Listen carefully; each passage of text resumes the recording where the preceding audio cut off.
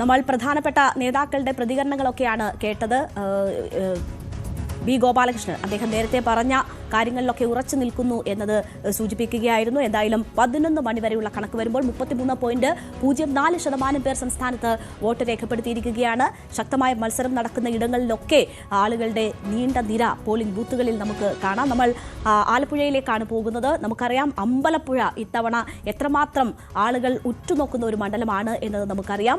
മറ്റ് പലയിടങ്ങളിലും ഇത്തവണ ശക്തമായ മത്സരം ആലപ്പുഴയെ സംബന്ധിച്ച് നടക്കുന്ന ഒരു സാഹചര്യം കൂടിയുണ്ട്. ശരണ്യ സ്നേഹജൻ അവിടെ നിന്ന് ചേരുകയാണ്. ശരണ്യ, ശക്തമായ മത്സരം നടക്കുന്ന ഇടങ്ങളിലൊക്കെ ആളുകൾ കൂട്ടത്തോടെ എത്തി വോട്ട് രേഖപ്പെടുത്തുന്നത് നമ്മൾ കാണുകയാണ്. എന്താണ് അമ്പലപ്പുഴയിലെ സാഹചര്യം? ആലപ്പുഴയിലുള്ള സാഹചര്യം എന്താണ്?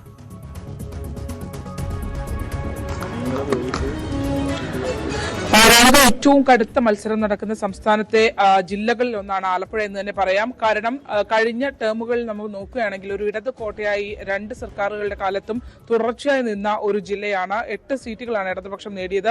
പക്ഷേ ഇത്തവണ സാഹചര്യം അങ്ങനെയല്ല എന്ന് തന്നെയാണ് നമുക്ക് വാശിയേറിയ തെരഞ്ഞെടുപ്പ് പ്രചാരണത്തിന്റെ അവസാന ഘട്ടത്തിലും നമുക്ക് മനസ്സിലാക്കാൻ കഴിഞ്ഞിട്ടുള്ളത്. അതായത് ആലപ്പുഴ ജില്ലയിൽ വിവിധ മണ്ഡലങ്ങളിൽ ഇഞ്ചോടിഞ്ച് പോരാട്ടമാണ് നടക്കുന്നത്. അത് LDFും UDFും തമ്മിലാണ് മിക്കയിടങ്ങളിലും കനത്ത മത്സരം നടക്കുന്നത് എന്ന് തന്നെ നമുക്ക് പറയാം. നമ്മളിപ്പോൾ ഉള്ളത് ആലപ്പുഴ CB വാർഡിലുള്ള ഒരു സ്കൂളിലാണ്, സെന്റ് സെബാസ്റ്റ്യൻ സ്കൂളിലാണ് ഉള്ളത്. നമ്മൾ ടൗണിലേക്കൊക്കെ പോവുകയാണെങ്കിൽ ഗ്രാമപ്രദേശങ്ങളിലും ഒപ്പം തന്നെ നഗരപ്രദേശങ്ങളിലും പോളിംഗ് ബൂത്തുകളിൽ അതിരാവിലെ തന്നെ നല്ല തിരക്ക് അനുഭവപ്പെട്ടു. അമ്പലപ്പുഴ അടക്കമുള്ള മേഖലകൾ ഇപ്പോൾ തന്നെ 17% മേലിലേക്ക് പോളിംഗ് ശതമാനം പോയിട്ടുണ്ട്. അതായത് കനത്ത പോളിംഗ് ആലപ്പുഴയിൽ രേഖപ്പെടുത്തുന്നു എന്നുള്ളതാണ്. അത് തീർച്ചയായും ഒരുപക്ഷെ കാലാവസ്ഥയുടെ പ്രത്യേകത കൊണ്ടാണോ ആളുകൾ രാവിലെ വോട്ട് ചെയ്യുന്നത്, അതോ ശക്തമായ ഒരു രാഷ്ട്രീയ മത്സരത്തിലേക്ക്, അതായത് ഒരു ട്രെൻഡിലേക്ക് കാര്യങ്ങൾ നീങ്ങുന്നുണ്ടോ എന്നും നമുക്ക് സംശയിക്കേണ്ടിയിരിക്കുന്നു. ആ രീതിയിൽ പോളിംഗ് ബൂത്തുകളിൽ അതിരാവിലെ മുതലുള്ള തിരക്ക് ഇവിടെ അനുഭവപ്പെടുന്നുണ്ട് എന്നുള്ളതാണ്. ഇപ്പോൾ നമ്മൾ ആലപ്പുഴ മണ്ഡലത്തിന്റെ ഭാഗമാണ്. രാവിലെ ദൃശ്യങ്ങളിൽ ആലപ്പുഴയിൽ നിന്ന് നൽകിയ ദൃശ്യങ്ങൾ അമ്പലപ്പുഴയുടേതാണെങ്കിൽ ഇപ്പോൾ കാണുന്നത് ആലപ്പുഴ മണ്ഡലത്തിലെ പോളിംഗ് ബൂത്തുകളുടെ സാഹചര്യമാണ്. അതായത് കനത്ത ഒരു മത്സരത്തിന്റെ സാധ്യത നമുക്ക് ലഭ്യമാകുന്നു. അതോടൊപ്പം തന്നെ വളരെ സജീവമാണ് ഈ പോളിംഗ് ബൂത്തുകളുമായും അതുമായും ബന്ധപ്പെട്ട പ്രദേശങ്ങളെല്ലാം തന്നെ വളരെ സജീവമായ ആളുകൾ എത്തി നിൽക്കുന്നു എന്നുള്ളത് തന്നെ ഒരു കനത്ത മത്സരത്തിന്റെ സാധ്യതയെ തന്നെയാണ് സൂചിപ്പിക്കുന്നത്. ഇത്തവണ അത്തരത്തിൽ ആലപ്പുഴ ഒരു ഈസി വോക്ക് ഓവറിലേക്ക് ആർക്കും കടക്കാൻ കഴിയുന്ന മണ്ഡലങ്ങൾ വളരെ ചുരുക്കം ചില മണ്ഡലങ്ങൾ മാത്രമാണുള്ളത്. ബാക്കിയുള്ള ഇടങ്ങളെല്ലാം അതിശക്തമായ മത്സരം തന്നെ നടക്കുന്നു എന്ന് തന്നെ നമുക്ക് പറയാം. അരൂർ തൊട്ട് ഇങ്ങോട്ട് കായംകുളം വരെയുള്ള മണ്ഡലങ്ങൾ, കിഴക്കൻ മേഖലയിലേക്ക് പോയാൽ ചെങ്ങന്നൂർ അടക്കമുള്ള ഇടങ്ങൾ നല്ല മത്സരം കാഴ്ചവെക്കുന്ന രീതിയിലേക്ക് ഇരു മുന്നണികളുടെയും സ്ഥാനാർത്ഥികൾ എത്തുന്നു. ചുരുക്കം ചില ഇടങ്ങളിൽ NDAയും വെല്ലുവിളി ഉയർത്തുന്നുണ്ട്. അത്തരത്തിൽ അപ്രതീക്ഷിതമായ ഒരു വെല്ലുവിളി ഉയർന്ന മണ്ഡലമാണ് NDAയുടെ ഭാഗത്തു നിന്ന് ഹരിപ്പാട് അടക്കമുള്ള ഇടങ്ങളിൽ സന്ദീപ് വാചസ്പതി ഉൾപ്പെടെയുള്ള ആളുകൾ മത്സര രംഗത്തേക്ക് കടന്നു വന്നതോടെ ത്രികോണ മത്സരത്തിലേക്ക് ഹരിപ്പാട് UDFിന് കൃത്യമായ ഒരു ആധിപത്യം ഉണ്ടായിരുന്ന ഒരു മണ്ഡലത്തിൽ ത്രികോണ മത്സരത്തിലേക്ക് ഹരിപ്പാട് നീങ്ങുന്ന കാഴ്ചയാണ് നമ്മൾ ഇപ്പോൾ കാണുന്നത്. ഹരിപ്പാടും ബൂത്തുകളിൽ നല്ല തിരക്ക് അനുഭവപ്പെടുന്നുണ്ട് എന്നുള്ളതാണ്.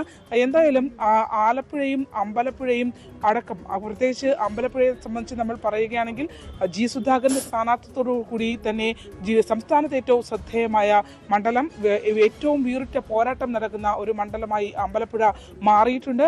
അവിടെ എന്ത് സംഭവിക്കുമെന്നുള്ളതാണ്. പോളിംഗ് ബൂത്തുകളിൽ നമ്മൾ രാവിലെ 6 മണി മുതൽ തന്നെ തിരക്ക് അല്ലെങ്കിൽ ക്യൂ ഒരു 6:30 തന്നെ രൂപപ്പെട്ടു തുടങ്ങി എന്നുള്ളതാണ് അമ്പലപ്പുഴയെ സംബന്ധിച്ച് നമുക്ക് പറയാനുള്ളത്. ആ രീതിയിലുള്ളൊരു മത്സരം നടക്കുന്നുണ്ട്. ജനങ്ങൾ കൃത്യമായ ഒരു തീരുമാനത്തിലേക്ക് എത്തിയിട്ടുണ്ട്. അത് എന്താണ് എന്നുള്ളതാണ്. കാരണം പോളിംഗ് ശതമാനത്തിലെ വർധനവ് അത് ആർക്ക് ഗുണകരമായി മാറും എന്നുള്ളതാണ്. എന്തായാലും KC വേണുഗോപാൽ അടക്കമുള്ള ആളുകൾ രാവിലെ വോട്ട് രേഖപ്പെടുത്തിയിട്ടുണ്ട്. തിരുവമ്പാടി സ്കൂളിൽ KC വേണുഗോപാൽ വോട്ട് രേഖപ്പെടുത്തി. ഒപ്പം തന്നെ പുന്നപ്ര സ്കൂളിൽ എത്തി VS അച്യുതാനന്ദന്റെ പേരിലുള്ള പുന്നപ്ര സ്കൂളിൽ എത്തി G സുധാകരൻ വോട്ട് രേഖപ്പെടുത്തി. മണ്ണാറശാല സ്കൂളിൽ രമേശ് ചെന്നിത്തല വോട്ട് രേഖപ്പെടുത്തി. അത് മാത്രമല്ല ഈ ഒരു തിരക്ക് അത് തങ്ങൾക്ക് ഗുണകരമായി മാറും എന്ന് വിവിധ മുന്നണികൾ അവകാശവാദങ്ങൾ ഉന്നയിക്കുന്നു. അതിൽ ഇപ്പോൾ ഈ ഒരു തിരക്ക് ശക്തമായ ഒരു ജനവിധി അത് ഉണ്ടാകുന്നതിന്റെ സൂചനയാണ് നൽകുന്നത് എന്നുള്ളതാണ് KC വേണുഗോപാൽ വോട്ട് രേഖപ്പെടുത്തിയ ശേഷം പ്രതികരിച്ചത്. എന്തായാലും ഇത് ആർക്ക് അനുകൂലമായി മാറും എന്നുള്ളതാണ്. പരമാവധി വോട്ടർമാരെ പോളിംഗ് ബൂത്തുകളിലേക്ക് എത്തിക്കാനുള്ള ഒരു പ്രയത്നം വിവിധ രാഷ്ട്രീയ പാർട്ടികളുടെ ഭാഗത്ത് നിന്ന് ഉണ്ടാകുന്നുണ്ട്. അത്തരത്തിൽ ശക്തമായ ഒരു ക്യാമ്പയിൻ തന്നെ ആലപ്പുഴയിൽ വിവിധ ഭാഗങ്ങളിലായി സംഘടിപ്പിച്ചിരുന്നു. കാരണം പലയിടങ്ങളിലും ആദ്യഘട്ടങ്ങളിൽ ഒരു മേൽക്കൈ ഉണ്ടായിരുന്ന ഇടങ്ങൾ പോലും മറ്റ് അവസാന റൗണ്ടിലേക്ക് എത്തുമ്പോൾ അത് ശക്തമായ മത്സരത്തിലേക്ക് മാറുന്ന രീതിയിൽ ഉണ്ടായിട്ടുണ്ട്. സിറ്റിംഗ് MLA-മാർ 8 മണ്ഡലങ്ങളിൽ മത്സരിക്കുന്നത് ഇടതുപക്ഷത്തിന്റെ സിറ്റിംഗ് MLA-മാരാണ്. ഒപ്പം തന്നെ ഹരിപ്പാട് മാത്രമാണ് കഴിഞ്ഞ തിരഞ്ഞെടുപ്പിൽ UDF-ന് അനുകൂലമായി ഉണ്ടായിരുന്നത്. എന്നാൽ ഈ പറഞ്ഞ ഇടങ്ങളിലെല്ലാം തന്നെ ഇത്തവണ പ്രവചനാതീതമായ മത്സരമാണ് എന്ന് തന്നെ പറയാം. കുട്ടനാട്ടിൽ UDF-ന് മേൽക്കൈയുണ്ട്. അതോടൊപ്പം തന്നെ നമ്മൾ ചെങ്ങന്നൂരിലേക്ക് പോവുകയാണെങ്കിൽ അവിടെ കൃത്യമായൊരു മത്സരം, അതായത് സജി ചെറിയാൻ ഉൾപ്പെടെയുള്ള ആളുകൾ വലിയ ഭൂരിപക്ഷം കഴിഞ്ഞ തവണ ഉയർത്തിയ മണ്ഡലങ്ങളാണ്. പക്ഷെ അവിടെ എബി കുര്യാക്കോസിലൂടെയൊക്കെ ഒരു വെല്ലുവിളി ഉയർത്താൻ അല്ലെങ്കിൽ ഒരു മറ്റു തലത്തിലേക്കുള്ള മത്സരം കൊണ്ടുവരാനായി കഴിയുന്നു. പാർട്ടി കോട്ടയം എന്ന് പറഞ്ഞ ചേർത്തല അടക്കമുള്ള മേഖലകളിലും കൃത്യമായൊരു മത്സര പ്രതീതി നമുക്ക് പുറമേ നിന്ന് തന്നെ മനസ്സിലാക്കാൻ കഴിയുന്ന രീതിയിൽ ആലപ്പുഴയിലുണ്ട്. അതുകൊണ്ട് തന്നെ ഇത്തവണ ആലപ്പുഴ എങ്ങോട്ട് എന്ന് നമുക്ക് പ്രവചിക്കാൻ കഴിയാത്ത രീതിയിൽ ഇഞ്ചോടിഞ്ച് മത്സരമാണ് എല്ലാ മണ്ഡലങ്ങളിലും നടക്കുന്നത്. ഇഞ്ചോടിഞ്ച് മത്സരം എന്നതാണ് ശരണ്യ സ്നേഹജൻ സൂചിപ്പിക്കുന്നത്. കേരളം ഇതുവരെ 33.04% പേർ വോട്ട് രേഖപ്പെടുത്തിയ സാഹചര്യമാണ്. ആലപ്പുഴയിലും മികച്ച പോളിംഗ് തന്നെ പുരോഗമിച്ചുകൊണ്ടിരിക്കുകയാണ്. ഒന്നും പ്രവചിക്കാൻ കഴിയാത്തതാണ് ഈ തെരഞ്ഞെടുപ്പിന്റെ ഏറ്റവും വലിയ പ്രത്യേകത. അത്രമാത്രം പ്രവചനാതീതമായ സാഹചര്യമാണ് സംസ്ഥാനത്ത് നിലനിൽക്കുന്നത്. ആലപ്പുഴയിൽ ശക്തമായ പോളിംഗ് എന്തിന്റെ സൂചനയാണ് എന്നത് നമ്മൾ കാത്തിരുന്ന് തന്നെ കാണണം. ജി സുധാകരൻ ഇന്ന് മാധ്യമങ്ങളെ കണ്ടപ്പോൾ പറഞ്ഞത് തന്റെ ആത്മവിശ്വാസം കൂടുകയാണ് ചെയ്തിട്ടുള്ളത്. അന്ന് മത്സര രംഗത്തേക്ക് ഇറങ്ങുമ്പോൾ പറഞ്ഞ ആത്മവിശ്വാസം ഇപ്പോഴും ഉണ്ട് എന്നത് അദ്ദേഹം സൂചിപ്പിക്കുകയാണ്. ആലപ്പുഴ കരുതി വെക്കുന്ന സസ്പെൻസ് എന്ത് എന്നത് വലിയ ഒരു കൗതുകമായി തന്നെ നിലനിൽക്കുകയാണ്. ഏറ്റവും ഒടുവിൽ ഇപ്പോൾ നമ്മൾ തിരുവനന്തപുരത്തെ പോളിംഗ് ശതമാനത്തിലേക്ക് ഒന്ന് വിശദമായി കടന്നാൽ വർക്കലയിൽ 25.31%, ആറ്റിങ്ങലിൽ 26.64%, ചിറയൻകീഴിൽ 24.73%, നെടുമങ്ങാട് 31.53%, വാമനപുരത്ത് 39%-ഓളം പേർ വോട്ട് രേഖപ്പെടുത്തിയിരിക്കുന്നു. കഴക്കൂട്ടത്ത് 30.52%, വട്ടിയൂർക്കാവിൽ 32%, തിരുവനന്തപുരത്ത് 27.83%, നേമത്ത് 29.76%, അരുവിക്കര 30.31%, പാറശാല 28.41%, കാട്ടാക്കട 30%, കോവളം 28%, നെയ്യാറ്റിൻകര 28%. അങ്ങനെ എല്ലാ മണ്ഡലങ്ങളിലും ശക്തമായ രീതിയിൽ പോളിംഗ് പുരോഗമിക്കുന്നു എന്നതിന്റെ വിവരങ്ങളാണ് നമ്മൾ ഈ 11 മണി പിന്നിടുമ്പോൾ മനസ്സിലാക്കുന്നത്. ശക്തമായ ഈ പോളിംഗ് എന്നത് എന്തിന്റെ സൂചനകളാണ്?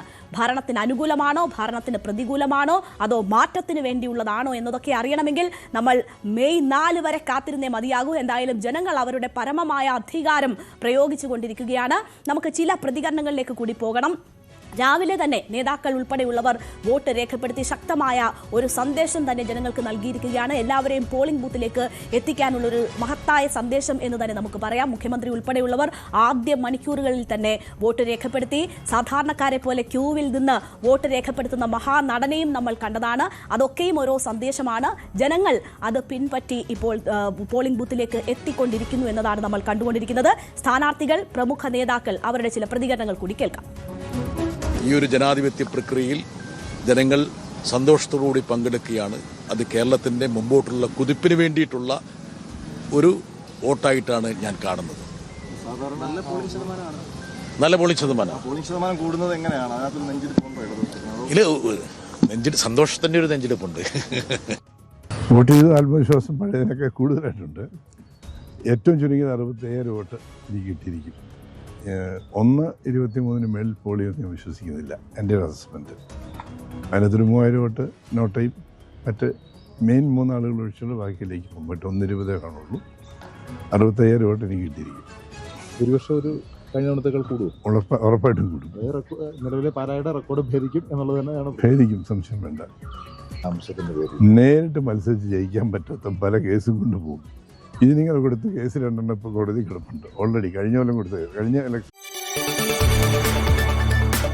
കൂടുതൽ വാർത്തകൾക്ക് News 18 Keralam YouTube channel subscribe ചെയ്യുക.